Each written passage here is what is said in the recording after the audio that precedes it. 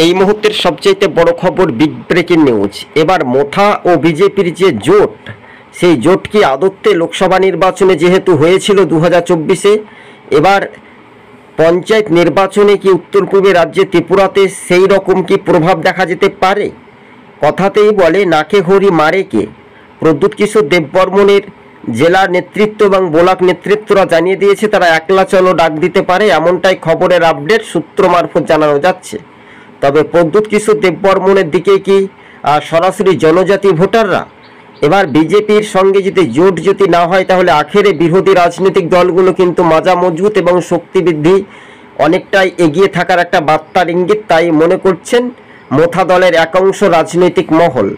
তবে পঞ্চায়েত নির্বাচন কেন্দ্রীয় বাহিনী দিয়ে কি ভোট হবে? স্বরাষ্ট্রমন্ত্রী কি বলছেন এই বিষয় নিয়ে? কোনো উত্তর কি পাওয়া যাচ্ছে?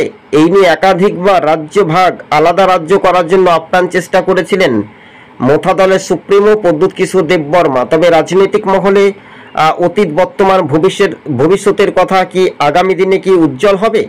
সরাসরি দিনের টিভি আপনাদের সঙ্গে আমরা প্রতিবেদনটি তুলে ধরেছি। হ্যাঁ, এবার বাস্তবে প্রদ্যুৎ কিশোর দেববর্মন তিনি স্বরাষ্ট্রমন্ত্রী এবং অমিত শাহদের সঙ্গে দিল্লিতে একাধিকবার বৈঠক করার পর সিদ্ধান্ত হয়েছিল যে এবার প্রদ্যুৎ কিশোর দেববর্মনের নিজের বোন সাংসদ হয়েছেন পূর্ব ত্রিপুরা লোকসভা আসন পাহাড় এলাকা থেকে। তো স্বাভাবিকভাবে মোথা দলের আগামী দিন ভবিষ্যৎ কী হতে পারে এটাই এখন দেখার একটা বিষয়।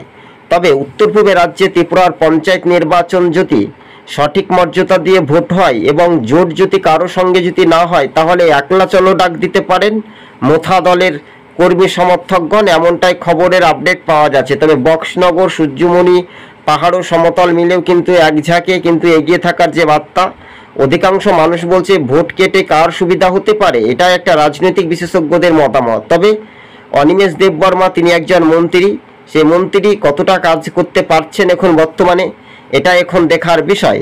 তবে বিজেপির মন্ত্রী রতনলাল নাথ আজকে আপনারা যদি জানেন, কালকে সাংবাদিকদের প্রশ্নের উত্তরে তিনি ক্ষিপ্ত হয়েছিলেন রতনলাল নাথ।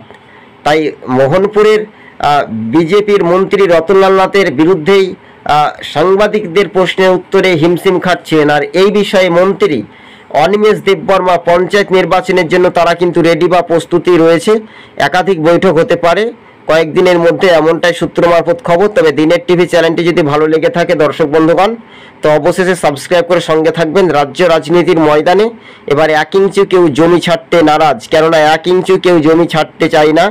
এবার এডিসি নির্বাচনটাও নিয়েও কিন্তু একটা জটিলতা হয়েছিল, বিভিন্ন কার্যত শাসক বনাম বিরোধীদের মধ্যে এবার কিন্তু লড়াই, এবার জোট টক্করে দিচ্ছেন মোথা ভার্সেস বিজেপি।